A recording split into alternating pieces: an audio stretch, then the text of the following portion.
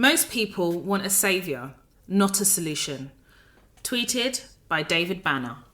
Hello and welcome to the Toy Talks podcast. Oh, I'm back again. Do you know what? I feel like I haven't spoken to you for a while, right? Because, well, you know I have, because every week I, put a new episode up. But the last couple of episodes have been pre-recorded.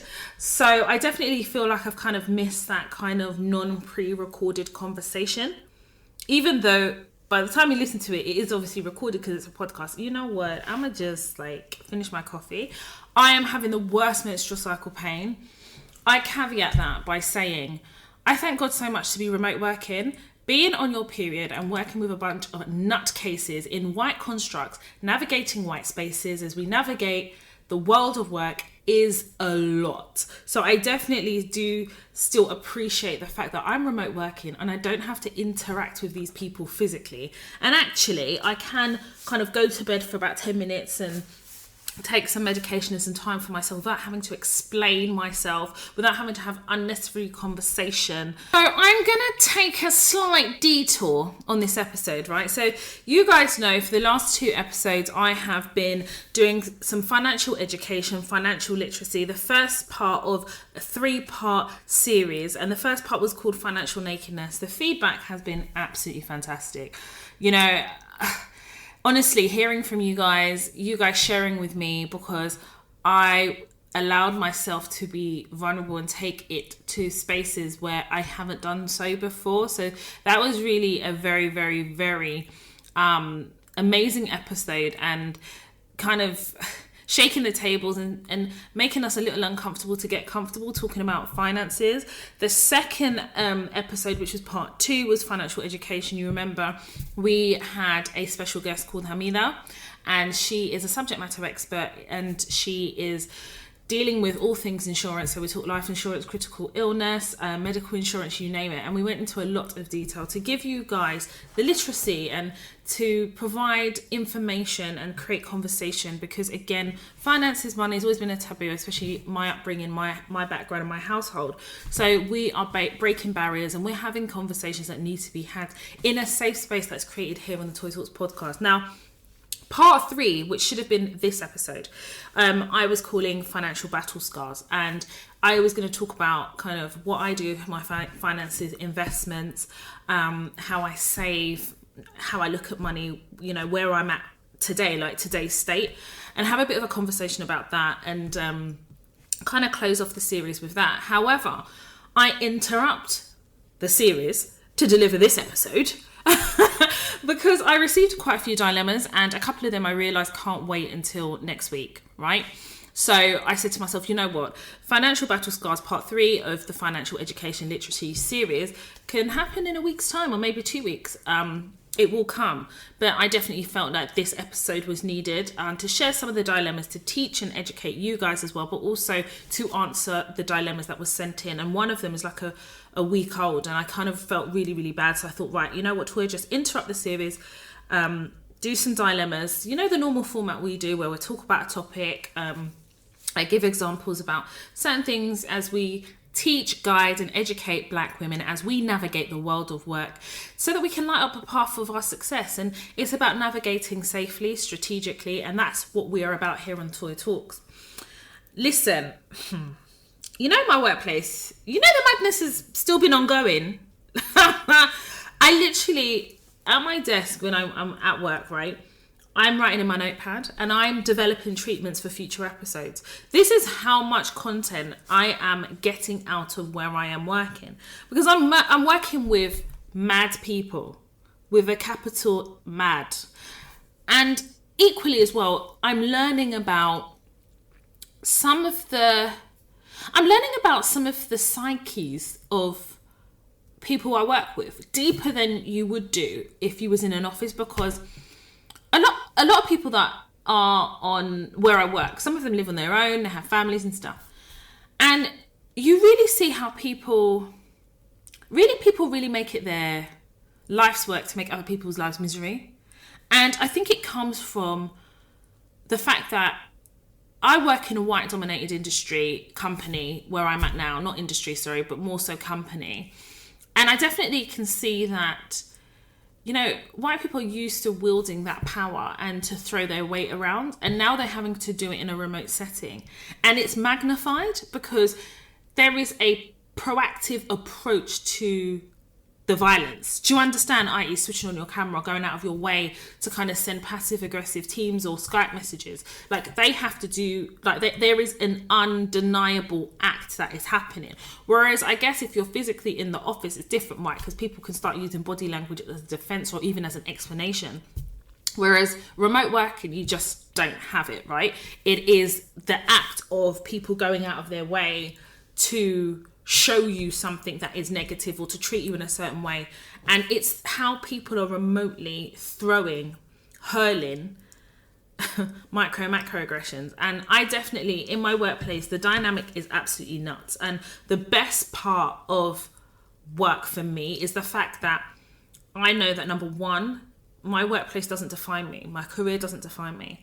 I am a whole nother brand business outside of my career, and knowing that God has strategically placed me here to almost, number one, provide you the content and to teach you guys through live experiences that I'm going through, but also I believe it's also put into the test the things, structures and mechanisms that I have in place to navigate. And by the grace of Almighty God, I'm covered in the blood of Jesus, and I definitely feel as though navigating here it's testing everything that I teach you guys, and it's working in my favor. And I think part of that is I've done my due diligence. Part of that is, I'm slow to speak and I'm definitely slow to react, right? I think about things, I'm less emotional, and I think it's a skill you develop. And I think a lot of that has come from my past experiences. So nothing really shocks me about white people in the world of work, white privilege, all the rest of it, men in the workplace and how they interact with women. It's the jokes, it's the comments, and I watch them do it to other people, but they can't do it to me. And it's crazy, isn't it? Because there's this guy and he's a director, right? He's on the same level as my boss. So my boss is, I'd say, a bit more senior than him. And we're going to call him Stephen. And Stephen, he's a cool guy and everything. And he has, I don't know how to explain it. I get on with him very well. In fact, when initially I wanted to leave, he was one of the people that called me and basically was trying to convince me to stay.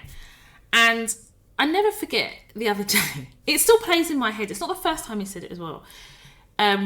We'll talk about something. So I had to present something to my boss, and Stephen was there, quite rightly so. He should be in the meeting. And I made a comment, and I was like, I said to my boss, Deborah, the supplier's just going to lose it with me. What am I going to do? I was quite sarcastic because she knows my sense of humour. And Stephen was like, listen, I wouldn't like to be on the other end of a call with you if I was a supplier not performing. And I was thinking, why would you say something like that? And it is laced in stereotype. It is laced in his own view and perception of black women. It's a stereotype, right?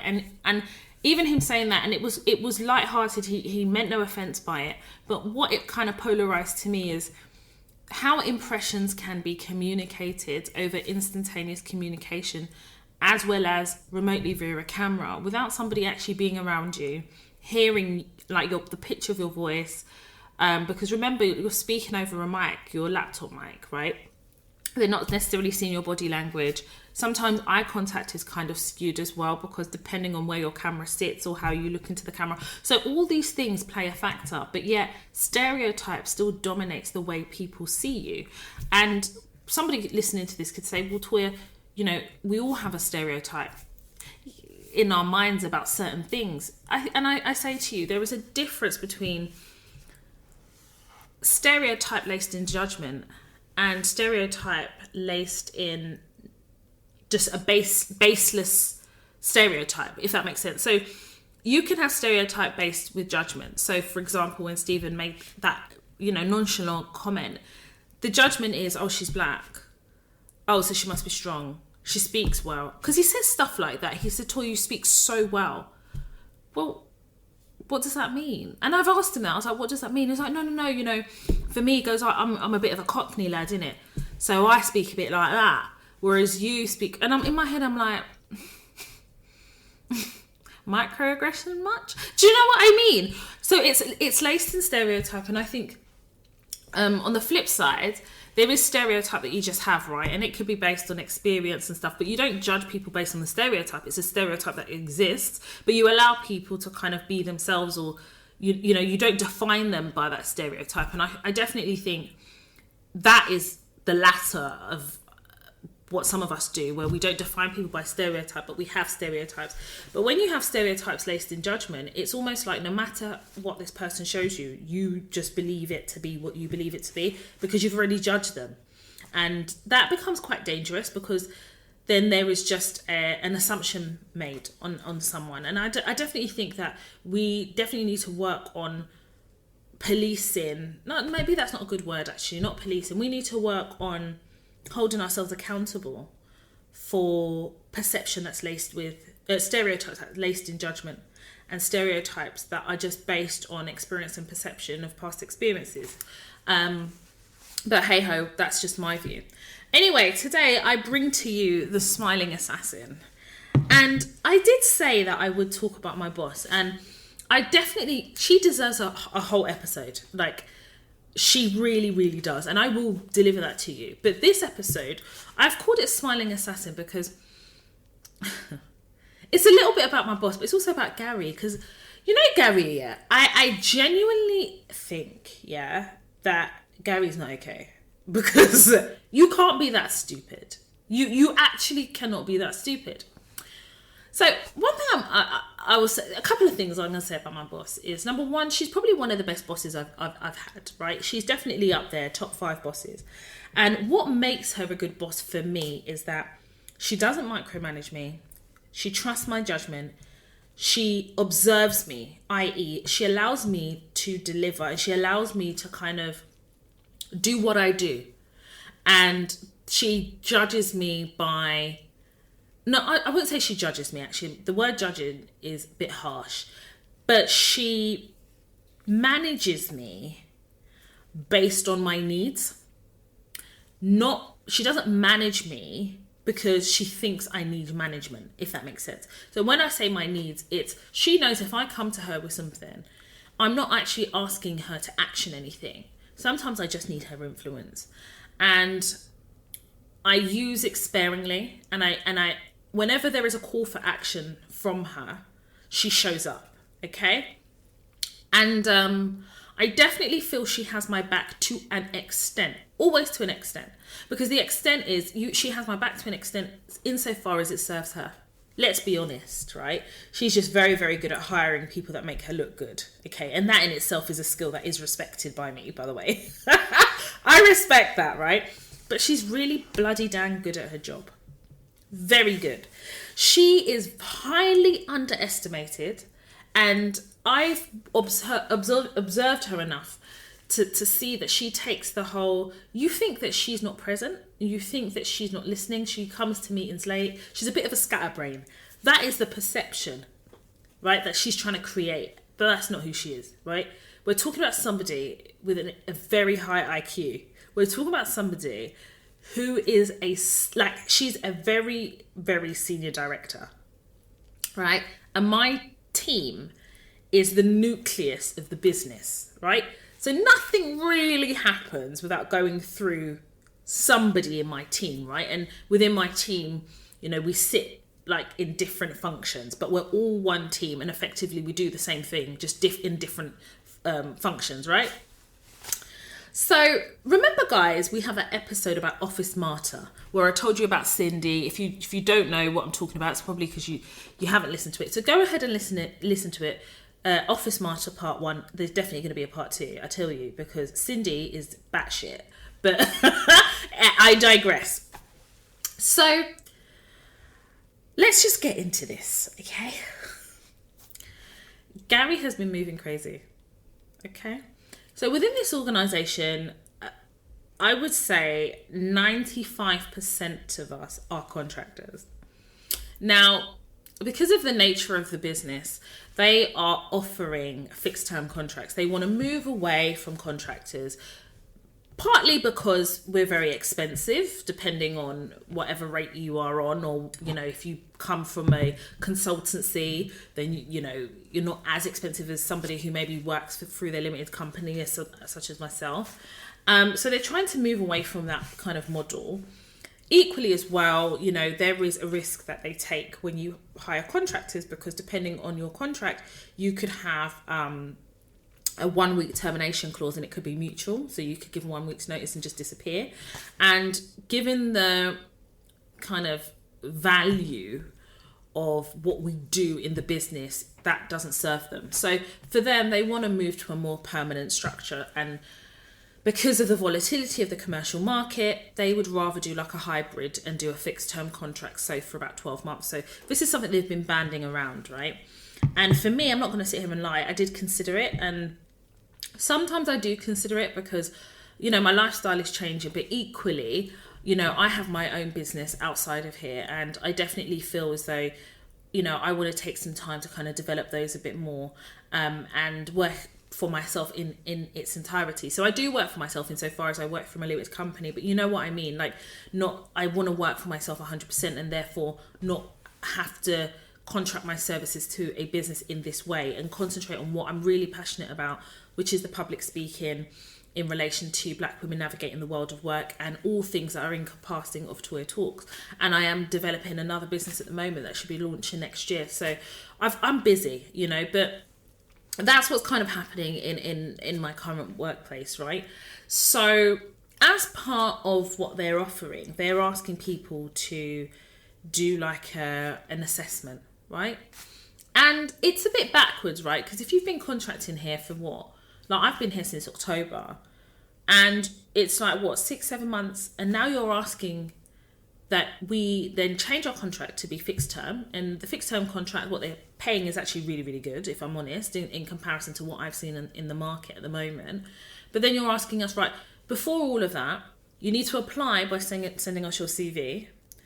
And if we shortlist you, and you would get shortlisted, right, because you're kind of in the role, we would like to take you to an assessment centre. And after the assessment centre, you need to do an interview with three people on a panel, and then we'll offer you a fixed term contract. It's wild. Yeah, that whole thing is just wild. And for me personally, I don't see why I have to do an assessment centre. I don't see why I have to have an interview for a role I already do. But that's how this organisation works, whatever. Okay? But Gary, who is the most incompetent person I've ever met in my life, I know his breath stinks. Just working remotely, I know his breath stinks. He looks like, do you know what he looks like? He smells like, you know when it rains and you get on the bus and it's that smell? That, he looks like he smells like that. And his arrogance is as potent as that smell, right? On the bus when it rains. And you guys are like, oh, Toya's so harsh, he's a dickhead, right? You guys know from previous episodes that Gary has, like, single-handedly tried to make my life hell. He has literally moved so mad, and he's lucky that I'm older and wiser, but equally that I had his cards marked, right? I knew what he was about. There is nothing in Gary's behaviour that I'm surprised about. I am more shocked about the level of stupidity it takes to be him, because I don't understand why he does certain things, right? So I digress. So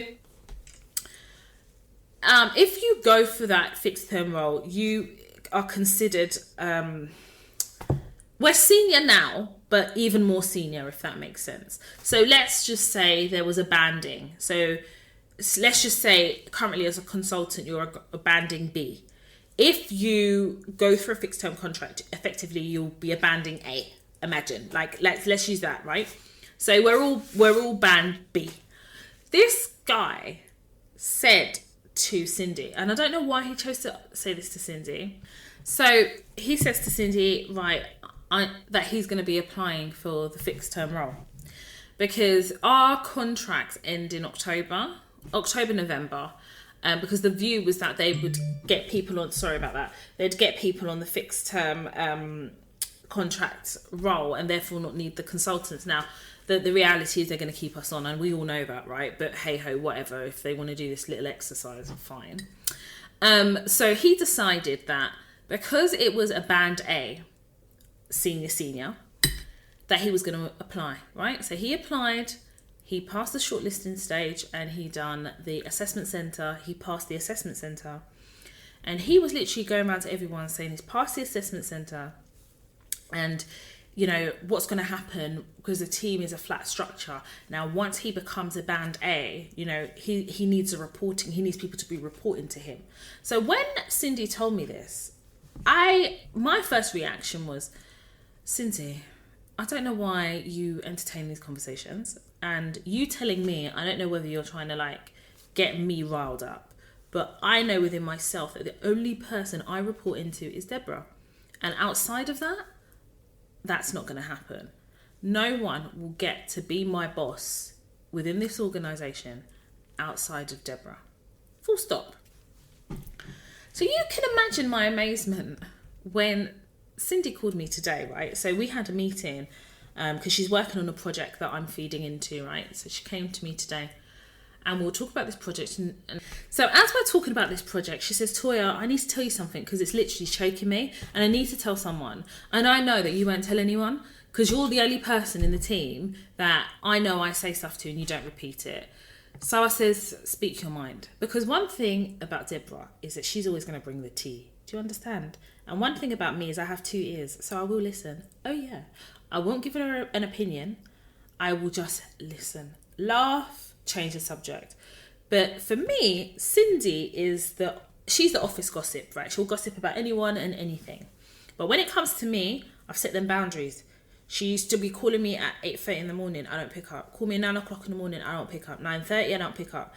As soon as I was doing that a few times, the girl realised now, I don't ring Toya before 10 o'clock.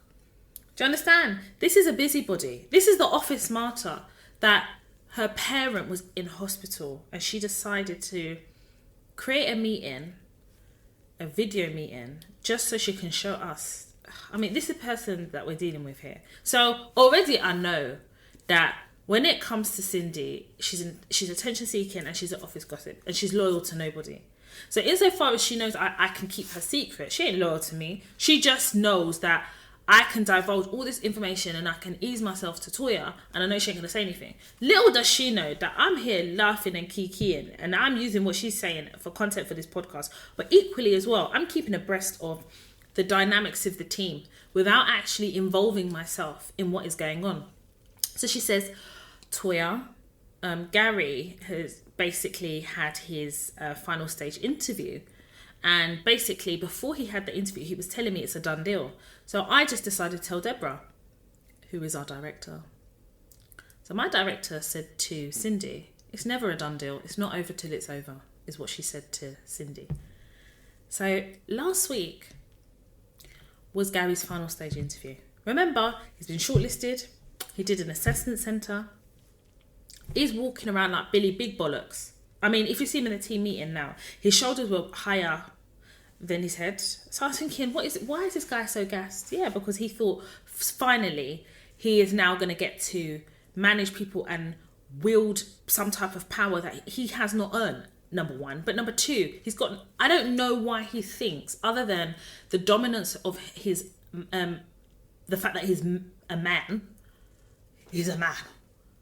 And because of his white privilege. That's the only thing that I can see that gasses this guy. Because you guys know that if he's good at his job, I'll just tell you.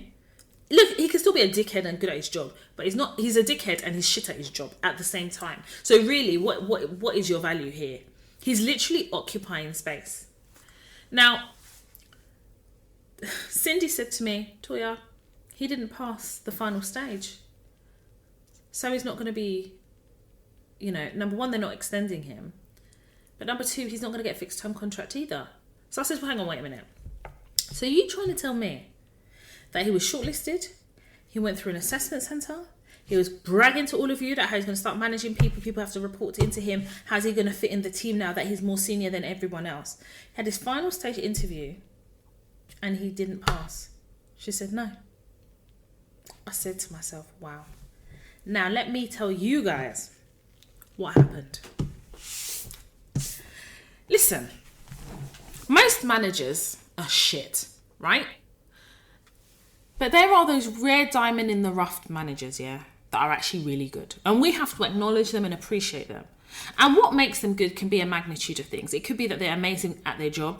They're amazing at uplifting their team. They're inspiring. They don't micromanage. They trust and they make sure that they're pushing their staff to and encouraging their staff to take on additional responsibility. They're paying for courses. Those type of managers, there are a dime a dozen. There's not very many of them, right?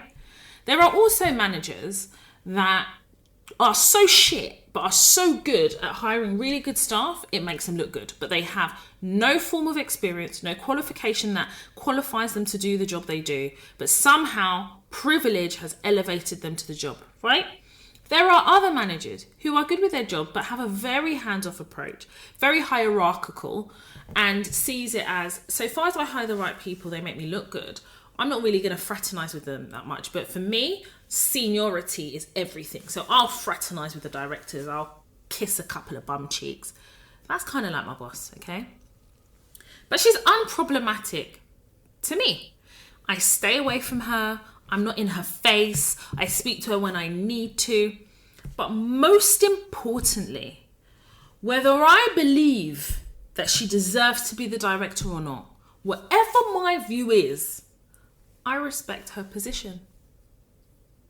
I respect her position because somebody put her there, rightly or wrongly. Someone put her there. The biggest mistake that Gary made was making it obvious to my boss that he doesn't respect her, he doesn't respect her position, and the fact that he thought he was better than her. So what he would do is he would have meetings with our stakeholders outside of our commercial contract management sphere and involve himself in things that he doesn't need to, doesn't have to, and shouldn't. And when he's in those rooms and spaces, he's bad-mouthing my boss because he's doing it to his fellow white men. So he thinks that there's some camaraderie with them. His arrogance is at a level whereby he's so careless that he doesn't even think for a moment that anyone in that space will tell my boss. But what he's not realising, as in Gary's not realising, is those people who he's in the room with bad-mouthing my boss still need to work with my boss. They still need things from my boss. They too are navigating from a place of privilege, from a place of privilege as white men, as a place of privilege just by being white. But they still need to work with my boss because you've got to remember, my boss is a director. She is a mixed race woman, black passing, and she describes herself as a black woman, right? If you speak to her, she'll tell you. So whether they want to see her or not, they have to work with her. And one thing my boss has done so well, Deborah has done this really well, is that she has a lot of influence. So people may not respect, maybe people don't really like her, but she has strategically navigated to a point where she has a lot of influence. And you may sit here and say, but Toya, give me an example. My boss was not in the final panel stages. She's not involved in the hiring process, right? For fairness. But she influenced the panel members. She did. Ask me how I know.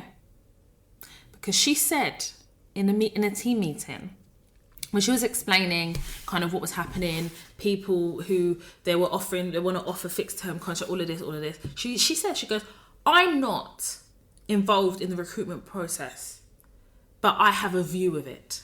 What does that mean? You have a view of it. You have influence over it because ultimately these people are going to be hired into your team. You're going to have a say-so about who that's going to be. But Gary missed that. Gary's been missing the point from the moment he decided to go up against my boss with no strategy, but laced with full emotion. He's so emotional. Remember I told you that time when he tried to buck me on Teams and he's there being rude, emotionally disrespectful, and I'm there screenshotting, and I'm thinking, you are making it easy for me to come after you now. But I never had to, because I knew he would be his own undoing. And boys and girls, girls and boys, girls, ladies, women, he's undone himself. His panties are down, and we can all see his nyash. Yeah, and his stinking of shit. When it was doing shoulders, I've passed this is a done deal now. Remember my boss said to Cindy, it's not over till it's over. What that means is I've already influenced people. So if he thinks he's got this, I'm going to show him. And my boss showed him. How can you badmouth my boss to new members of staff who you don't know? This is what Gary does. Do you know what he hates? I'm telling you now. Gary hates the fact that within our team, he's a minority. He is a minority. We don't have a lot of white males in our team. I think we have 4.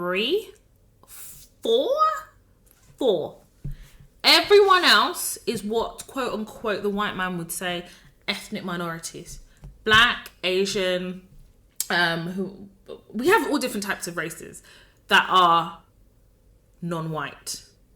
Backgrounds and cultures. We're very, our team is very, very multicultural in that sense, right? And Gary's the minority. And I think that Gary has a problem, and he's never been in this situation where he is a minority, because you see, white people are used to being the majority, and with that, they use their privilege to be able to kind of not have to do any work, right? So their privilege is like a passport to anything that's difficult. And suddenly he finds himself in a team where he actually has to do work. And the person he has to report to is a black woman. It shakes the fundamental bones that live inside of his body. This man is shaken. So 2 weeks ago, he said to Cindy, apparently he called Cindy up on the Teams, and he says to her, have you noticed that Deborah treats me differently to everybody else? So Cindy's like, what do you mean? Then Gary said to her, I've noticed that she's just a bit like, she's not very nice to me, but she's nice to everyone else. Now, Deborah told me about this. Again, another meeting, Deborah just pulled... Listen, Deborah can't wait to get in meetings with me, because she wants to pour her heart out. Because she knows that I'm not going to just buck up there. Sometimes she just calls me, and she tries to call me for no reason. I'll say, why are you ringing me? If it's not about work, don't ring me. But when you ring me, it's about work. No, you can give me some gist. Yeah, because we have to mix and blend. But if I let her know, that tea was so hot when she told me. And you know what? It clicked in my head. Do you know what this guy's trying to do? I put it to you that Gary is going to make a formal complaint against my boss. And I put it to you that she knows. And she is already building a case to get rid of him. How do I know this? Okay. The contracts that he manages have come to an end, right? So we are reprocuring them. So what we mean by that is we are basically putting them out in the market again for other suppliers in that specific field to bid for this contract. So effectively, you will have an incumbent supplier, and then you'll have a new supplier, and the incumbent is the old one, and the new supplier would be the one that takes over from the incumbent. Do you know that my boss has already asked Cindy to manage the new supplier for that particular contract? So my question is, if my boss has asked Cindy to manage the new contract, what's Gary going to be doing? Gary, grade A, what is he going to be doing? Gary's been doing some royal fuck-ups in his contract. Please excuse my French. And my boss has found out. You see, this is what I say. All the time, I tell you guys. When you deal with things with a clean heart and clean hands, it will feel tough. You will be like, well, can't I do this and I'll get this reaction? But sometimes you just have to understand that the way the world of work operates is that it's often not fair. But if you do things properly in the right way, the truth will always out in the end. The right thing always happens to the right people, and the wrong things that people do, they will have to reap where they've sown. Do you understand? I said to myself, when it comes to Gary, I told you guys, I don't have to do anything to him. He's like a bull in a china shop. This man is smashing everything left, right, and centre. Why would I put myself in the line to have to deal with this guy? Because my thing is, if he comes after my job, then we could do it. But these little things that he's doing to create trouble, it's not me that's going to meet you there. You will be your own undoing. When you are so arrogant that you don't even respect your boss's position. Listen to what I'm saying, position. You don't have to respect your boss, but the position you do. Because that position was given to her by somebody. This is the person that you do have to escalate things to. This is a person that holds you accountable. You've chosen to work here.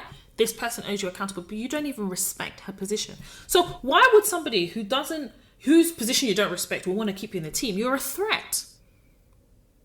And because he's so emotional in his approach, he's made it very easy for Deborah to set him up to get out. Do you think that she doesn't know that he's trying to build a case to complain? And I'm telling you, you see this last one that he didn't get the fixed term contract. This week he's going to put it in. And what my boss has done is all these wrong things that he's been doing in the contract are bad. Sometimes we'll be in team meetings and she'll just ask everyone, she'll go around the room and ask people questions. She'll ask him the same question. If you hear the answers, and she'll be writing things down. Why do you think my boss is writing things down? She could type it, but she wants him to know that she knows that he's talking shit. So she's writing it down. She's now she's going to take away his contract from him. His time's numbered. She can't afford to give him a fixed term contract because it'll be harder for her to get rid of him. But as a contractor, it's easy for her to get rid of him. She's probably just making sure there's a smooth transition before she really deals with this guy. I don't think he's going to be on the project for long. And I think if he does stay on this project, it will be because maybe one of Gary's white colleagues who is a stakeholder is trying to fight for him to stay. But even then, my boss is going to make Gary's life hell, or at least uncomfortable enough that he chooses to go. Now, the reason why I tell you this is this. I always told you guys from the first season, your boss is not the key to your success. You are. And as we're navigating the world of work, we're being strategic in the way we do it. Likability is really important. And it's not necessarily the likability that your boss likes you. I'm not talking about that. And I'm not telling you to pursue likeness. That's not what I'm saying to you. But likability and being good at your job, being exceptional at your job, the way you package yourself, packaging is important. If you package yourself the wrong way, if you package yourself with a plastic bag, people are going to treat you like a plastic bag. You know those blue plastic bags you get in Peckham and Dalston? People will treat you like that. If you are a premium covering, if you package yourself with something premium, people will deal with you like that. It's all about how you carry yourself. Don't get it twisted. People will still try you. But there's a limit to how people will try you if you carry yourself in the right way. If you are the type of person that is a chatty patty, people will treat you like that. Cindy's mouth is stinking. She's always talking. Always gossiping. Always. She will even gossip to my boss. My boss doesn't believe half the things she says. But she knows that when this girl is coming to gossip to her about the team, my boss listens. Of course she listens because she's trying to figure out certain things as well. So that Cindy is my boss's informant. Listen, I'm telling you the facts. And you will ask me now, so why is Cindy playing that position? Because Cindy wants a senior role. She wants to be my boss's deputy. So she's happy to lick ass because she thinks that gets her closer to being my boss's deputy. But what she's not realizing is my boss is just using her. After all, when there are serious things in the workplace, my boss usually comes to either me or there's 2 or 3 other people she'll go to. She's not going to go to Cindy. This is the same Cindy. On a call today, we're doing work. So me, her, and my boss, we had a meeting to discuss a project. Out of nowhere, the meeting's about to finish. Cindy was like, yeah, because I'm going to have to work on the weekend. My boss was like, why? She goes, yeah, because I've got a lot of work to do. My boss was, I'm not paying you. No one's asked you to work for the weekend, so why are you working on the weekend? This is Cindy who's kissing my boss's ass. My boss is just talking to her like she's just a 10-year-old dustbin. That's how my boss is talking to her. Because the way Cindy has packaged herself, she's done it as such that my boss don't even have respect for her. I was on the call, like, allow her, innit? At least if you're going to disgrace her, don't do it with me on the call. My boss don't care. Do you think my boss can talk to me like that? Do you think that she can talk to... My boss can't talk to me like that. There is no how. There is no possible way that my boss can talk to me like that. Because I don't package myself in such a way, I don't hold myself out in such a way that my boss feels comfortable to talk to me like that. But this, is it not me that my boss called this evening? She said, Toya, thank you so much for... There was something that he did. She was thanking me. So she was like, Toya, you have to make sure you take a break. So I said, don't worry, I'm going to take Friday off. Now, I haven't told her I'm going to take Friday off. I've told her on that call. She said, oh, Toya, make sure you do. And make sure you switch off your computer.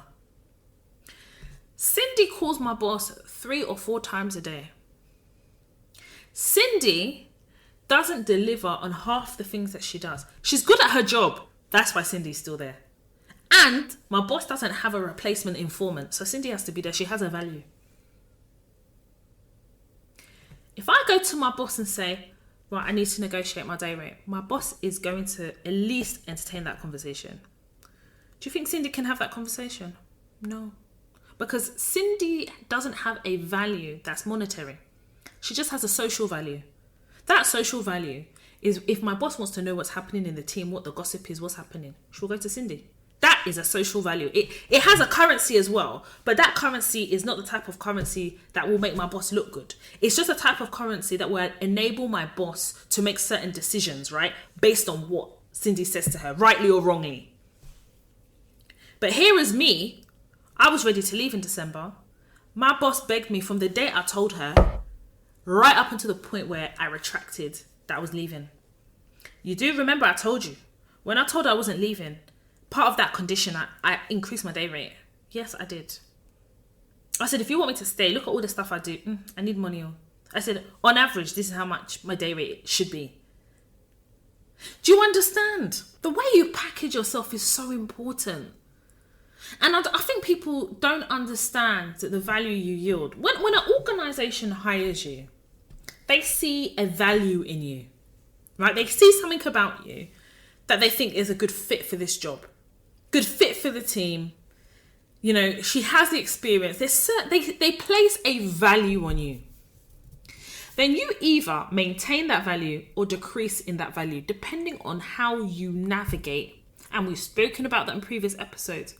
But the packaging is how you come across, how you interact with people, and the boundaries that you create when people interact with you.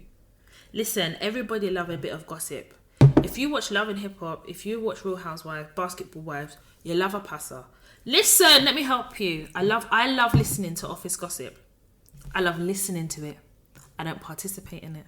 Because as soon as you give an opinion, people take with that and run with it. I've been burnt before in the past. I've been caught out in my 20s. I told you, my 20s I was crazy. Do you understand? But the way I package myself is in such a way that no one can go and tell my boss that Toya said, you can't do it. My boss will pick up the phone and ask me straight away, because she does it all the time. She does it all the time. She says, Toya, did you hear about da-da-da? Oh, I don't even know why I'm asking you, Toya. You don't know about that. Because she knows I'm not interested in them things. She knows I'm not interested. But when it comes to delivering, I'm going to do that. Because, again, I know why I'm there. Okay? I have a plan, I have objectives, I know what I'm trying to achieve, and I'm ticking them off one by one. So insofar as this job is serving me, I'm happy. But what I'm realizing even more so is a lot of us take for granted the value that organizations place on us when they hire us. So because we don't know that value, we go in, we don't package ourselves properly, and we decrease in value. And then we then start finding ourselves in very difficult situations in the workplace, because now whoever hired you or this organization is not treating you according to the value you entered in. You have to be strategic, because if you are too emotional, you're going to end up like Gary. The reason why Gary didn't get the job, take his incompetence and the inability to do the job away for a moment. My boss needed to show him who was boss. He packaged himself in such a way that he thought that he was better than her, because he didn't respect her position. So since he didn't respect her position, she showed him what she can do with her position. So at the end of October, that's if he lasts up to that point, his contract's not getting renewed. A lot of us are going to get our contract renewed. Forget this fixed term contract they're trying to do. No one's interested in that. That's if he makes it. Because the real royal cock-ups he's been doing in his contract, the magnitude of his cock-ups are in excess of a monetary value of 20 million. That's how big his cock-ups are. If you could quantify it, that's his cock-up. So now my boss is investigating him. Because she asked me a question today in a meeting. She said, Toya, when you used to manage Gary's contracts before you moved to yours, did you ever encounter XYZ situation? I said, no, it's not happened. She goes like, no, I know it hasn't, but I wanted to ask you because you were closer to that contract than I was. I said, never happened. And she said, because this is what is happening in his contract. And I'm doing a deep dive analysis. Bloody hell, scuba diver. She's scuba diving into his contract. That's how you manage somebody out. Now, somebody could turn around and say, well, if he's a contractor, why does she have to manage him out? Well, of course she has to. Of course she has to. Because she also is very aware of perception. She wants to come across as being somebody who's fair. She doesn't want to feed into the narrative of the crumbs that Gary is trying to lay. He's basically accusing her inadvertently of reverse racism. You treat me differently. She speaks to me differently. Degava differently. Hi, hello, differently. She doesn't. She speaks to us all the same way. Because I've been there. But the difference is the tone is different. But how she speaks is the same, but the tone is different. And you see the problem with tone, yeah? Tone is based on perception. Tone is one of those things that's based on perception. So if somebody doesn't perceive that tone is that way, people will question it. And he hasn't built any allies. How can you build an ally with an office gossip? I don't understand. This is a guy that pitted himself off against me.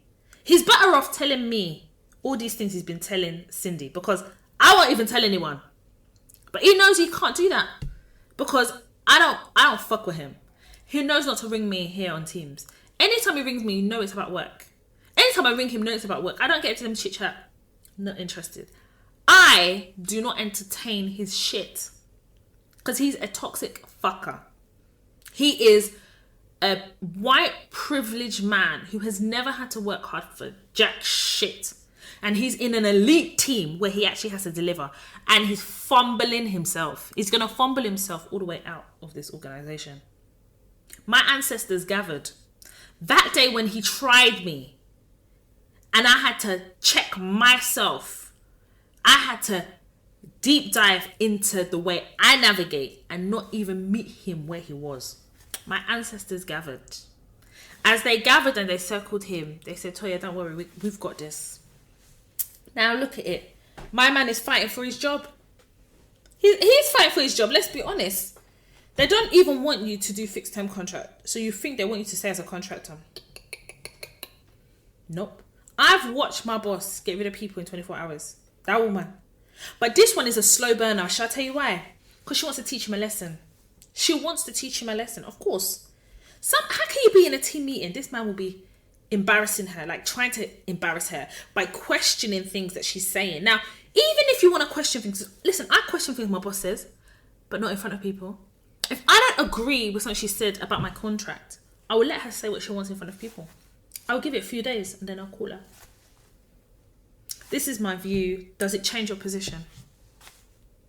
You go do that approach, you will get a different answer. And I promise you guys, I swear, you know this woman always says to me, you really know how I think. Yes, because I've studied you. I understand what you're going to sign off. I understand, like, if I need to get guidance or a recommendation from my boss, I know how to position it to get what I want. And sometimes she doesn't always agree, but she respects my opinion enough to give me an audience. And she trusts me to deliver this contract to the best of my ability. I package myself in such a way that she knows I'm not a chewing gum babe. I'm not chewing gum. You can't just spit me out. I'm not that. I'm a high value babe in this team. I'm a high value babe. We need to start using those words. High value. I'm a high value babe. If you package yourself like a blue carrier bag. I've told you guys, from Peckham and Dalston, people will treat you like you're disposable. If you package yourself like a premium Selfridges bag, you know the bag that you get, the yellow one, you like it. Yes, because it looks like a good one. It lasts long, innit? If you package yourself in the wrong way, I promise you, people will deal with you the way you package yourself. Some people are just mad, though. They will test you, but you have to remain strategic about what you're trying to do. If you put too much emotion into situations, you are always going to be wrong all the time, because you're working from a place of emotion. Emotion changes. It's based on how you feel, based on feelings. These people don't treat us like we are human beings. They dehumanize us of any feeling. So why are you showing them so much emotion? Why are you dealing with them? I'm going to teach you a lesson. You people will be using your mouth to talk shit. You will be writing. Instead of you to be strategic, what are you trying to get out of this? How are you trying to do this? Sometimes you can go toe-to-toe with your manager and still respect their position, you know. I've done it. You can go toe-to-toe with them, but still respect their position. You just don't respect them. No one wants to feel like you don't respect them, you know, because they will make you respect them just to show you who's the boss. And when that happens, you have lost complete control of a situation. You guys know this. My dear, we have entered a new season of Gary is fighting for his job. Gary has gone from office Billy Big Bollocks to office scrambler. Scramble. Looking for what? This is the type of person that decided to come after me for no reason. I didn't do nothing to this guy because he saw me as a threat. I was a direct threat, and he wanted to show me who's boss, but he's nobody's boss. He's not even a boss of himself. Stupid guy. If you see his haircut, figure it. Once was. He literally looked like he had a fight with Edward Scissorhands. I just look at him sometimes. Are you a fucking psycho in training? What's this? Hey, God. So I just wanted to kind of share that with you. A lot is happening in my organization. Clive himself, somebody made a complaint against Clive. Remember, Clive tried to humiliate me in a meeting of 20 people, and one of the members of that team came to my defense before I could even defend myself. Do you remember Clive? We spoke about Clive. Clive chose violence that day. God said, no. These Oyibos will fight him. They went to fight him. Do you know Clive used his mouth to do the exact same thing to Cindy? What do you think Cindy did? I'm going to save that for another episode. Cindy has... You know Clive, and Clive and Gary are part of the same gang in this office. And I say office, remote office, by the way. And remember, when Clive came for me, I said his time is numbered. I'm going to deal with him. Before I had a chance to deal with Clive, the ancestors gathered. Cindy is dealing with Clive. Cindy's a very busy girl. She's very busy. Office gossiping. Very busy, up and down, gathering gossiping. Yeah. And here I am, gathering coins, gathering knowledge, gathering experience for my next level. I don't have time for these people. I am a senior commercial contracts manager. I don't have time for these people. I am literally, this is probably the peak of my career. Like, this role is the peak. I've fucking picking it. Pick it up, picking. Do you understand? You people can't do nothing to me. I've sown the seeds. I have sown my seeds. I have gone to war. I have sweated. I've gone through hell. I'm fucking harvesting. They are not going to cause my crown to tilt. It will sit forward. They're not going to tilt my crown. How can I allow these people to tilt my crown when my packaging is top tier?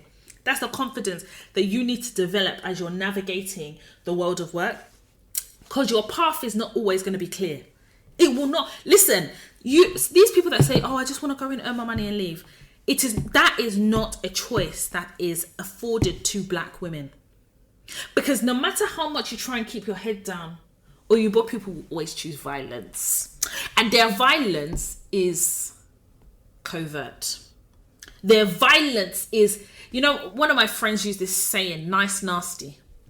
And if you are working in white dominated spaces and they're doing nice, nasty, it is so difficult to navigate But you have to develop the skill. Because I've said this before. It is a skill to keep a job. It is a skill. And in my early 20s, I couldn't hold down a job. I told you guys, I have been shameless in telling you how I arrived here. I couldn't. And when I realised that I'm leaving jobs because of managers, I'm leaving jobs because of this, I'm leaving here, I'm leaving here, I'm leaving here. I'm like, no. Something huge happened to me in my career. I'm saving it for the book. And it fundamentally changed the way I saw white people in white spaces in the world of work. And I realised if I don't develop the skill to navigate these white people, these people will be chasing me out of a job all the time. I will not be able to have any stability. I will not be able to have anything tangible because I'll be jumping from one paycheck to a P45 to signing on. One paycheck, P45, sign on. That's not my life. I don't want that life. So I had to find the way to develop the skill. And part of that came from studying white people, because I've told you guys, they have the same blueprint. They're just in different organizations, different places. That's all. Even the one that will act like they're your ally, they still use their white privilege as a passport. They will still use it and then feel guilty that they have privilege. But you're not using that privilege to let me in. You're not using that privilege to let my brothers and sisters in. You're still using that privilege to your own benefit. So even these allies, I even look at them sideways sometimes.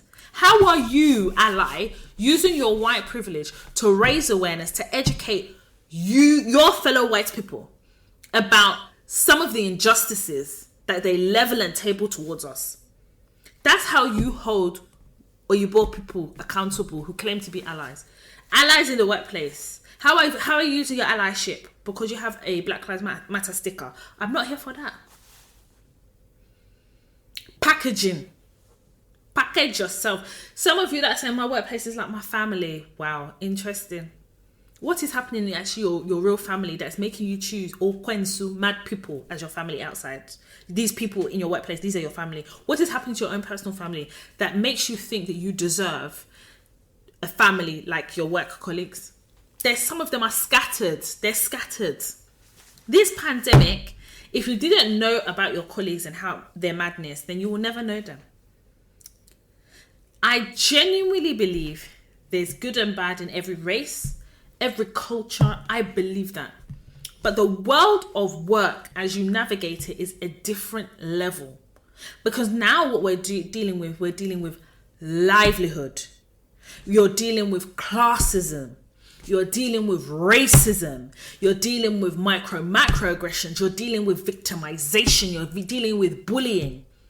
And you're dealing with people who do not associate human emotions to black women.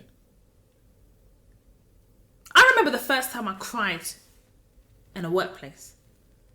The way they looked at me, like if my tears drop on the floor, there will be an earthquake. But I saw how they dealt with my white members of staff when one of them cried because she had a headache. The way they were running around. In fact, one of them even suggested calling an ambulance for a headache. That was my come to Jesus moment of realizing that no matter what emotion I show, as in tears or upset, they will never afford me the same empathy that they will give to a white woman. Now, if I show negative emotion or what they perceive as negative emotion, anger or anything, I'm being aggressive, I'm being violent, I'm being threatening. I've never, ever in a workplace heard other people in the workplace, especially white people, refer to other white people, especially white women, as aggressive, violent, bullying. I've never heard it, ever in my entire career. I've never heard it. White women. Because they associate them with fragility. Now, white men, that's slightly different. There's that nuance, right? Because it's still, the way they look at it is, oh, they can understand how that could happen, but they'll still question it. That being said, it's not easy to develop how to navigate the world of work. That's not easy. And I never sit here and say it's easy. What I do sit here and say is the Toy Talks podcast will help you develop the skills. How do I do that? By sharing my life experiences about the world of work, by sharing the dilemmas, creating the masterclasses, the live events. That is how I'm going to give you the tools. But if you choose not to listen or you want to do it yourself, no problem. But remember, I have been there. I have done that.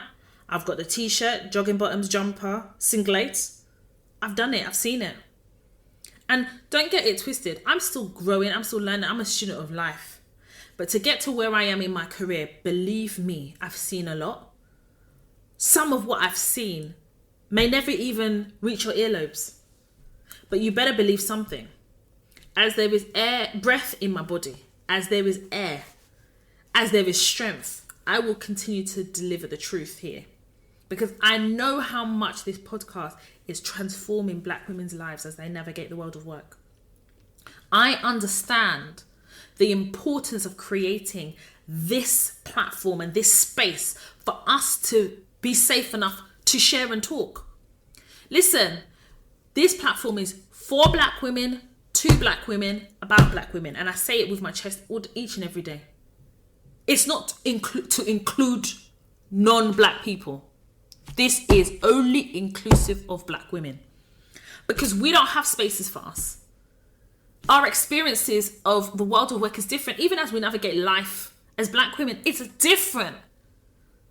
And I'm sick and tired of, and I was sick and tired of having to share spaces with people who never will ever understand what it is to be a Black woman living in today's society and navigating work and life. They're not going to understand that.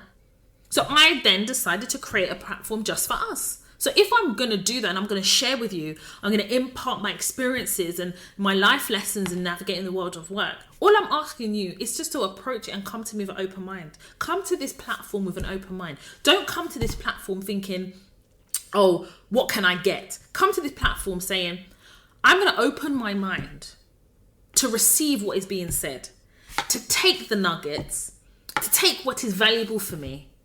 And I'm going to try to navigate the world of work safely so that I can get ... output. That is the approach to have. You know if you're navigating the world of work well. You know what your definition of success is. My question to you is, are you prepared to do the work? Are you prepared to package yourself? Are you prepared to develop discernment? Are you prepared to develop the skills required to navigate the world of work and navigate the world of work in white spaces?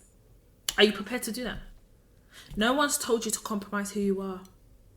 There is no need to sell your soul. And there's definitely no need to pretend. You can still show up as yourself, but show up as the strategic side of you that has clear objectives that you're trying to obtain. Do you understand? When you start to package yourself in a certain way, and when I say packaging, you know what I mean. You know I don't need to explain. You know what I mean. When you decide to,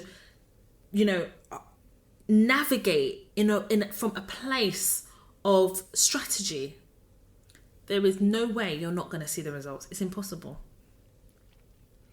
But you have to also trust in yourself. And trusting in yourself is probably the single most difficult thing when navigating white spaces. Or sometimes maybe you're the only Black person in the office. So trusting yourself sometimes is difficult because the loud noise of distrust from your other colleagues can sometimes be louder than your inside voice. But this is why navigating the world of work is a journey. And we're on that journey together. I've called this episode Smiling Assassin. Because as my boss is navigating the world of work in the rooms that she sits in, she is single-handedly ensuring that she's securing her position. Remembering that she is operating in white spaces as a mixed race woman. That has its own nuance. And she's doing it in such a graceful way, smiling. Even though I'm sure she's up against it because she's in a different type of room having to navigate. And my boss is quite an emotional person. How do I know this? Remember when I first started in this organisation, hadn't met her, and she sent that email. Do you remember? She didn't, and she accidentally sent it to me, and it was about me because on my first day I emailed her and let her know that I'd started. and she didn't come back to me, and then HR emailed her, and then she sent a message, and it was from a place of emotion because she had no reason to email me that, and I never opened that email. Remember, I told you guys earlier on in the Toy Talks episode, I've never opened that email. And when I had a meeting with her, she confessed to me that she sent an email and she apologized for the content, and she said it wasn't for me, it was for someone else, but it was about me. That told me all I needed to know about my boss. That she's emotional, she's a bit gung-ho, and actually she operates from a space of fear too, of course. But it doesn't make her a bad person. And as I've gotten to know her, I have identified how her management skills actually lends itself to me. And I still haven't opened that email, and I won't, because I don't want to have a skewed opinion of her. But more importantly is I'm still achieving my objectives here. And when I have completed the mission, when all my objectives have been met in this organisation, and I've reached a point where I've stopped learning, when I've reached the point where, everything that I wanted to obtain here, I have obtained, I will be leaving and looking for either pastures new or kind of doing my own thing. But remember, I told you go into every organisation with a plan and objective, what you're trying to get out of this organisation, and then you develop the skill of knowing when to leave as well. All I know is that my CV is looking mighty healthy. Because if you've purchased the CV Masterclass, you'll know that periodically you need to review your CV. And I'm in the process of reviewing mine and updating and upgrading mine, by the way. But I say all this to say, take the gems of this episode, understand the direction that this episode has and why it's come to you. Receive the messages, and more importantly, understand that navigating the world of work is one thing, but navigating safely requires strategy. So now we're going to move on to some of the dilemmas that I've received in the Toy Talks mailbox. You guys know that your anonymity is always protected. I never reveal your name or anything you reveal that could identify you.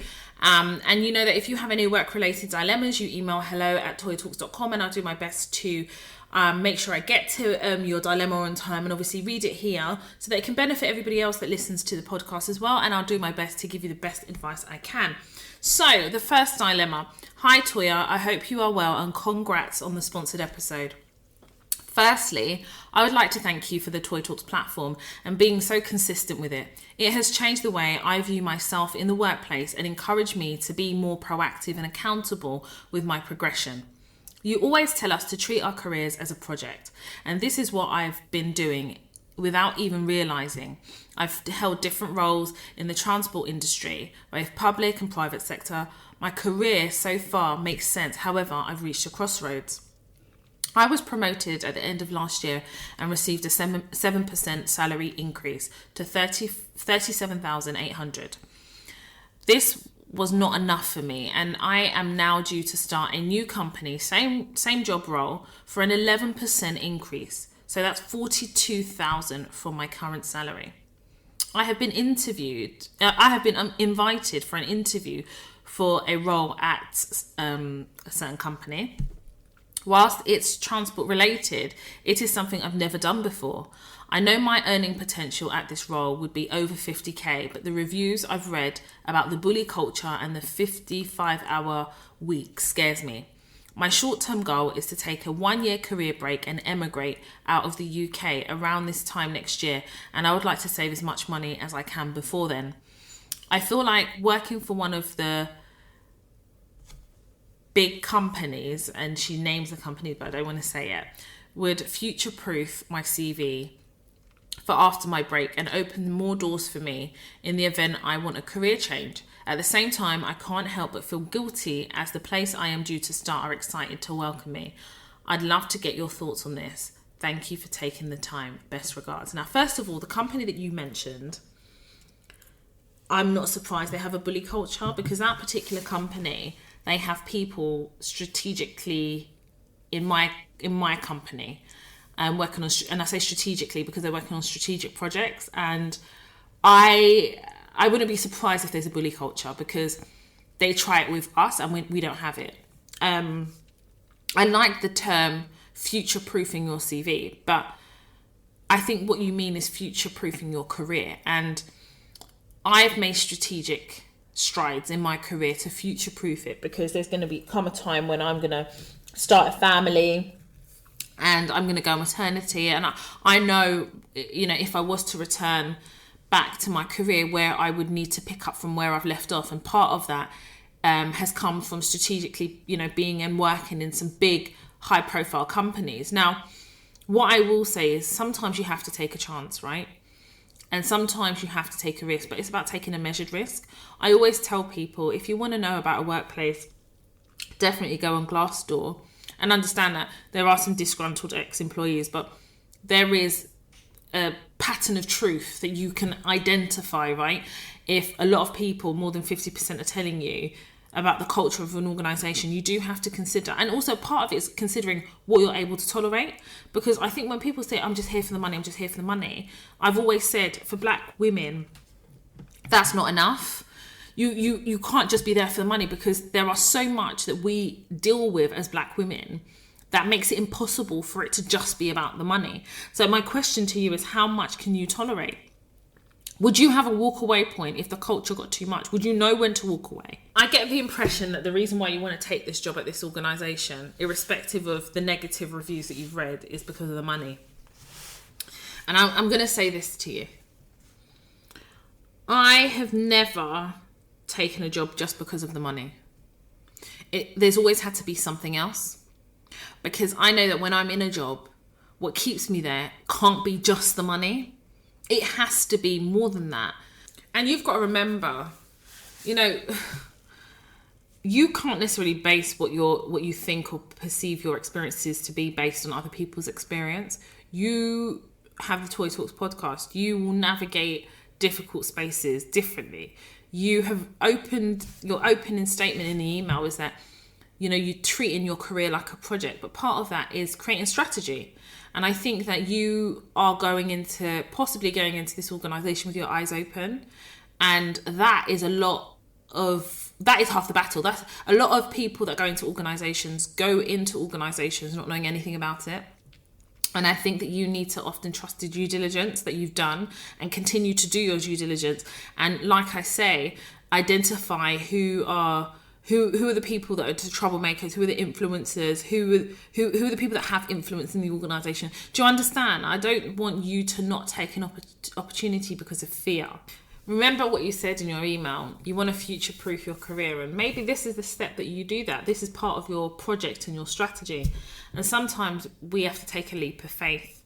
What I will say is, because you know that there is a possible bully culture, you'll look out for it. You'll do your due diligence. I think that you would put into practice a lot of the things that I teach in the podcast to be able to navigate it.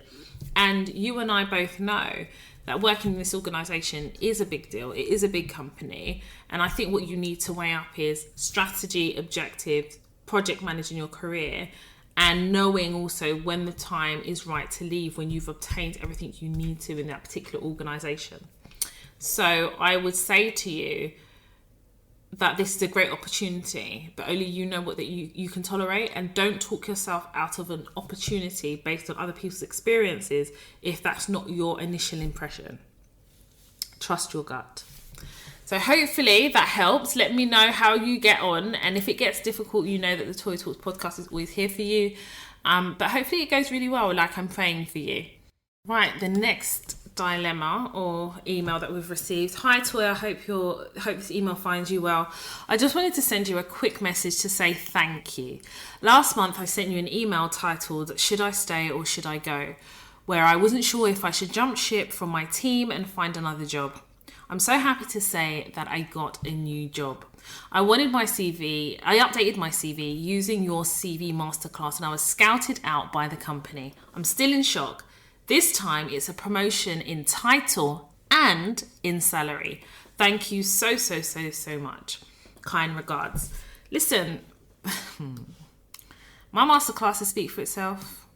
They speak for itself. The results speak for itself. Like, I'm very, very, very, very confident about my masterclasses. If you listen and you put into practice what I teach on the masterclasses, I really pour into my experiences, and more importantly as well, just how to get the best out of, say, your CV, interview, and developing the skills that you need, right? From, negotiating, because some people don't know where to even start from, and I give you a starting point. I talk you through it. But I'm so happy that, you updated your CV, and on the basis of the update of the CV that you did, you got scouted. And as part of the CV masterclass, I give templates for all those people who have purchased it. You need to have your order number, your email, ask for it, and my assistant sends it to you. So I'm really, really proud of you. Well done, and congratulations on your new job. So the next dilemma. Hi Toya, dear Toya, I hope you're well. I'm currently on maternity leave and have been now for 7 months. I am due back at work in September 2021. I am a social worker based in a local authority. At the end of March, I was informed by my line manager that an organisational restructure would be taking place. I was forwarded the documents the morning it was sent to all members of staff. Upon reading through the documents, I noticed my role had been deleted within my current team. During a virtual briefing meeting with the assistant director and colleagues, I asked, what does the restructure mean for me, as my role no longer exists within my current team? She responded by informing me that there will be no redundancies at my level, and that I could express an interest of any other teams I have have a preference for at the same level. I then arranged for a one-to-one consultation meeting, which took place last week with my head of service, HR consultation lead, and my trade union rep. I asked the following questions and requested my preference. Preference to Team Y. What are my options if I am offered a team I do not want to work in?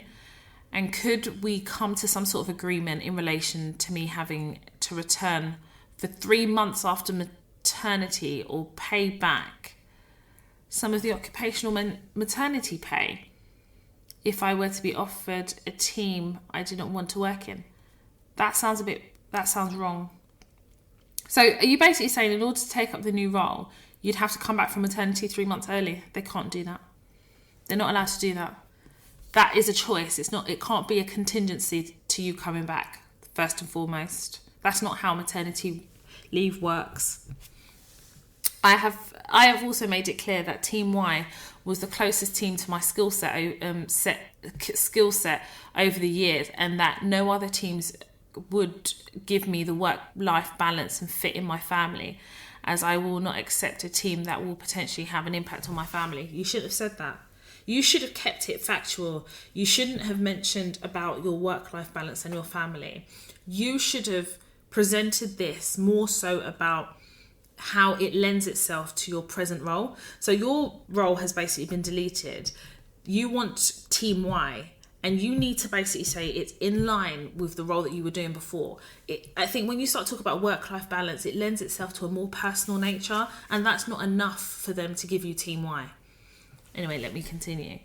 I was informed during the call that my preference team was not an option, as those roles were ring-fenced for staff currently in that team.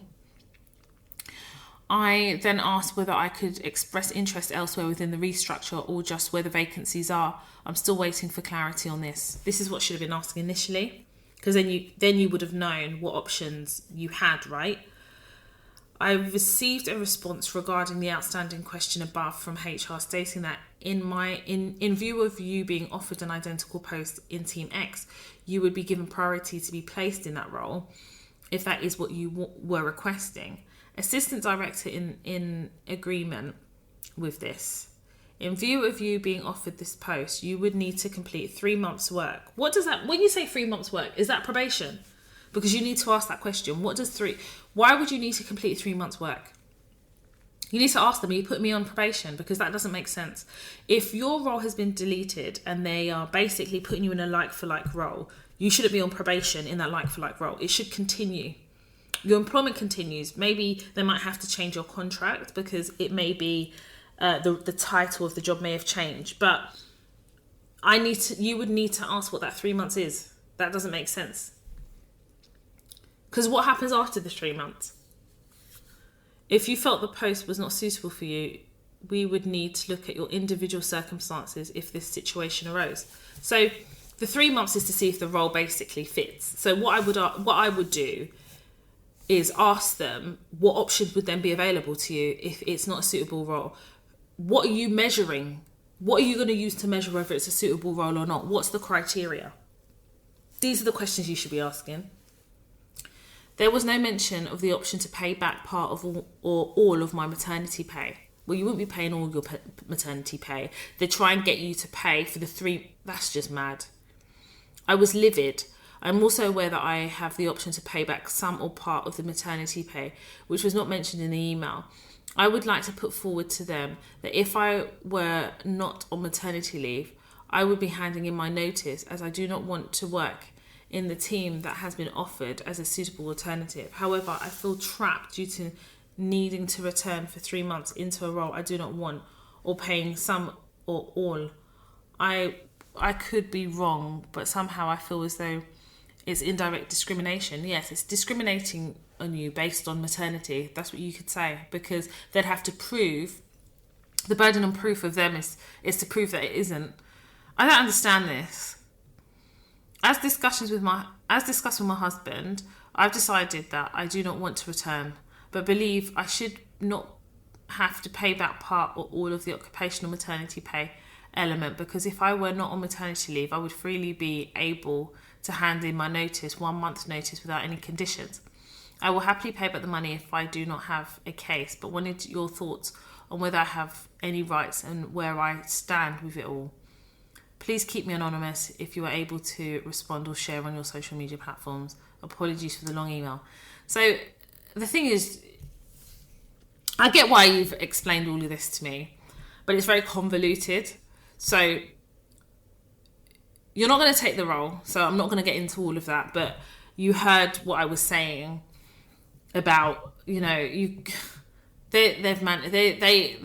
okay, right. So the focus here is what you said, the paragraph where you said that you discussed it with your husband. I've decided that I do not want to I don't want to return, but I believe I should not have to pay back part or all of the occupational maternity. They need to show you the policy where it states that you need to pay back some of your maternity pay. You're on maternity leave. They can't touch you. You're considered a protective class. You do realise that you are afforded legal protections when you're on maternity. In fact, I would check this, but I swear that they can't even delete your role while you're on maternity because you are protected. So I would ask them for their maternity policy. That's what I'd ask. But you shouldn't have to then pay back money because you had to return. It doesn't work like that. And you need to use what you've just said here, that you shouldn't have to pay back part or all of the maternity. You're not going to pay back all, but you shouldn't be paying any part of the maternity because, it doesn't make sense. You need to see the policy, and the policy will make it clear what you would have to do. But I put it to you that you don't have to pay anything. They're trying their luck and relying on you not knowing for them to put you in a situation whereby effectively they're making you redundant without making you redundant, i.e. without having to pay you the redundancy pay. That's what they're doing. So I would suggest, first and foremost, you should look at the maternity policy and see what it says.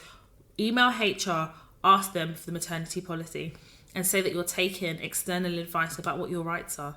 And you'll see they'll change their tune really quickly. And I think you need to be straight to the point with what you want to get from them. If you've decided to leave and now your only focus is on what you have to pay back, I would ask them for the policy about maternity and then when you read it, and if it's not clear, ask them to show you where it says you have to pay the money back, because you don't. But okay. I've got a final dilemma, and it came in today actually. Hi Tori, I hope you're well. I hope this email finds you well. You were recommended to me by a manager at said company who personally believed that your podcasting services will be beneficial. I listened to your podcast and think it's great. I'm interested in your tailored session and masterclass classes. Can you please advise? What do you mean by that? Tailored sessions and masterclasses. All the masterclasses are available on the toytalks.com website. I don't know what you mean by tailored sessions. I don't do personal one-to-ones. I do live events. So I had my first live event in 2018. But in terms of masterclasses, we've got the CV masterclass, the interview skills masterclass, negotiation masterclass, redundancy masterclass, and the mother and daughter masterclass, and they are tailored towards the topic. So I would advise you to have a look on the toytalks.com website. A little background: I work in a solicitor's firm in a certain part of the UK. I don't want to say where it is. And I have just recently started, well over a month now. I'm the only and first black person in the firm. This firm has literally been around since the 18-somethings. I get paid considerably less in comparison to my other colleagues, whom I work with, and I am the most qualified and experienced in terms of law. I only recently found out that I only get paid slightly higher than the 18-year-old apprentice admin staff. I feel like I was only hired to be the token black person, to say the least. I actually declined being on their website because I refuse to be used as the black scapegoat to portray the image of diversity when I know it is false. I did this, of course, in the most professional manner without telling them the reason, because I do not owe them an explanation as to why I do not want to be used in such a manner. It is not a mandatory duty of my role. Well, first and foremost, you didn't negotiate your salary. I could tell you that now. You didn't do that. So because you didn't do that, that is why your pay is probably closer to what the 18-year-old apprentice gets paid. You didn't do your due diligence on your salary, and you didn't negotiate it. You didn't base the negotiation of your salary on what the market dictates, i.e. what the average is for somebody of your experience and role. And this is an example of not doing what you're required to do in a negotiation, and I have a masterclass for that. I love my job in the actual work I do and cases I work on. However, the racist undertones and undermining my ability and discrediting my work is not enjoyable. The comments about my hair, I've learnt to dismiss. However, it is a bit more challenging to dismiss the unfair treatment. For example, I'm the only one that has to travel to another city every week to do training, which, may I add, was never actually told to me. It would be something I'd had to do and something I have never consented to. Well, you have consented to because you keep doing it. You have consented to it because you go every week. That's consent by conduct. The training basically is me driving to another city and sitting doing nothing, whilst the trainer constantly asks me why I sound so posh and belittles me for knowing the law or cases. I feel like I have to dummy down, and even that is problematic. I informed my boss I do not think it is productive, and I was never informed it is something I had to do. I didn't sign up to work in another city. I also have to drive back in time to pick up my daughter up from after school club, which is problematic because I get there late. I have brought this up several times, and the response is basically in so many words: stop being the demanding black angry woman. No other staff has been asked to do this. Even staff that have started after me, it is only me. It is extremely frustrating and expensive. I have to pay for the travel cost myself. I'm actually thinking of sending an email to my manager from my personal email, so I have my own writing trail in case it is ever disputed that I wanted to do this. Okay, so you are new to the podcast. 100%. You need to listen to my podcast. You need to listen to every episode of the podcast, every single one from season 1. You don't send emails from your personal email. Just send it from your work email. This is not a personal matter. This is a professional matter. And you need a burn folder.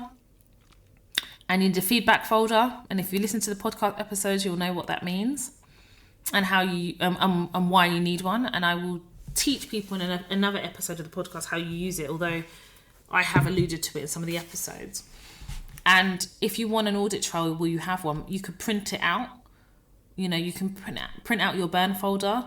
There's ways of creating an audit trail so you have a copy. You could blind copy your email in, your personal email in, i.e. you can email your boss and blind copy your personal email, so at least it goes to your personal email. And the only thing is, when they respond, it may not go to your personal email because they may not reply at all.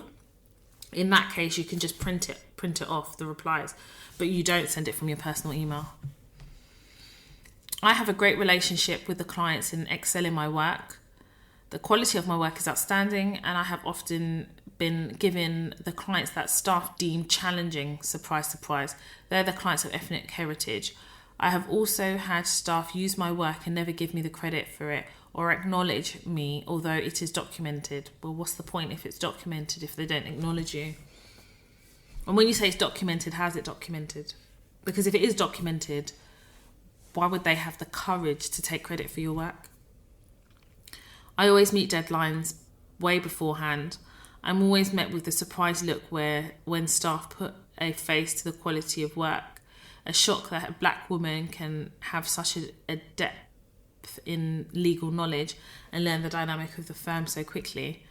This I'm no stranger to, and I'm sure is something you are too very, very well aware of. Thanks for listening. I look forward to your masterclass and services. Okay, you need to listen to podcast from the beginning, and I think that you didn't do your due diligence with this job. You didn't. You really, really didn't. When I talk about due diligence in past episodes, I talk about in the interview. So within the interview masterclass, I talk about the questions you should ask at interview stage. Can you give me an example of certain initiatives that this organisation has taken in relation to increasing visibility and diversity? What does diversity mean to you in this organisation? How diverse is this organisation? These are questions I ask because they're important to me, and you didn't ask those questions. So whilst you don't want to be the black token or the black woman token, you are, because you're the only black woman. And whilst you didn't want to be on their website, you're still the token for them. I can't believe that they're sending you to another city and not even paying you for it. So you're using your own petrol to do it. And you've been doing it for so long now. Well, it's been over a month, but you agreed. You did it. You can't get me to do anything outside of my normal domain of work where I incur costs and you think you're not paying. You're fucking paying. You're paying. No organisation can get me to incur costs and not pay. I'm not doing it then. You have put yourself on the back foot in this role. I don't know whether you can salvage it because you're doing it already and you haven't set boundaries. You've set no boundaries and you haven't packaged yourself in such a way that they understand that these are your boundaries. I think that this is a difficult situation because the question is, you're still on probation, you've been there a month. What outcome do you want is the question. What do you want out of this situation? That will enable me to advise you, because I don't know what you want from this role. I don't know what outcome are you seeking. If you tell me that, I'll be able to advise you. But you have to take some L's here. And we all know in the Toy Talks podcast, like I give it to you straight, no chaser, you have to take some L's. You didn't do your due diligence. You didn't do it at interview stage. You didn't do it at offer stage when they offered you the salary.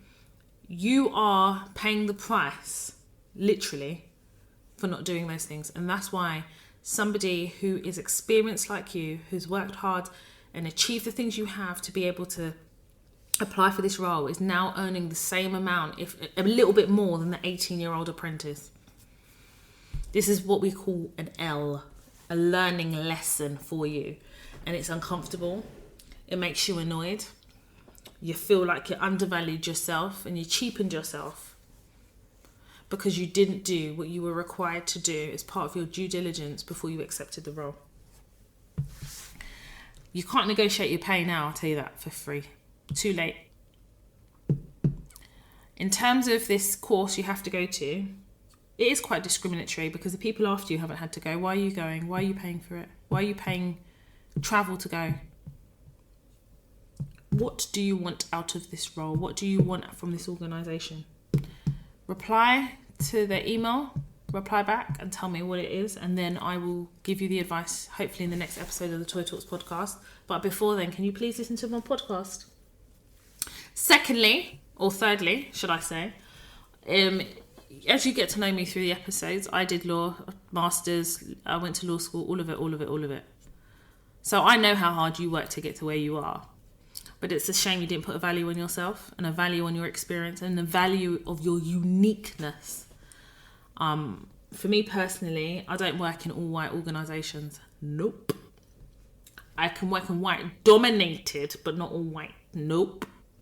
I work in mixed organisations which are called multicultural, because I'm not going to be I'm not going to be the token. That's for me personally, but I'm not going to be using. I'm not going to be allowing white people to use my distress as teachable moments.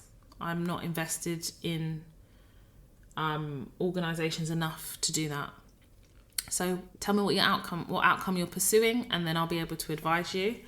And you have to learn from this situation, because you omitted to do certain things to safeguard what you wanted to achieve out of this role. But as you listen to the Toy Talks podcast, and not just the last episode, from the beginning, you will navigate better. Anyway, guys, I'm going to leave it there with the dilemmas. We had a few more, but I'm going to roll these into next week or the week after. What I will say is thank you so much. Thank you so much for listening. Thank you so much to getting to this point. Thank you so much for all the support, the DMs and all the messages. I know I've got some DMs that I need to read as well, and I haven't been able to do that because we've run out of time. But listen, we're going to do this all again next week, Tuesday. And if you want to follow me on social media, you know my personal Instagram page is Toya_Washington. I'm very active on my Instagram. If you want to follow me on Snapchat, it's Toya Washington, all one word. If you would like to follow me on Clubhouse, it's Toya Washington. If you want to follow me on Twitter, it's Toya_W, hashtag Toya Talks or hashtag Toya Talks podcast. If you want to email your dilemma, please keep it short, sweet and punchy, straight to the point. Take the emotion out of it. What outcome are you seeking? That helps me advise you. That helps me give you some advice on your dilemma. Tell me what outcome you're looking for, and that will shape how I advise you. Stick to the points, leave the emotion out of it. Email hello@toyatalks.com. If you are interested in any of the masterclasses, visit www.toyatalks.com. CV masterclass, mother and daughter masterclass, interview skills masterclass, negotiation masterclass, and the redundancy masterclass. They're all great masterclasses. Get acquainted. I'm going to leave it there. Thank you so much for listening. Thank you for all your support. Keep abreast of what is going on with Toya Talks, because we've got some amazing things coming your way soon. Remember, I said it here first. Have a great week. I will see you all again. We do it all again with a fresh, brand new episode on Tuesdays, as you very well know. Take care of yourselves and each other. My name is Toya Washington, and you have been listening to the Toy Talks podcast.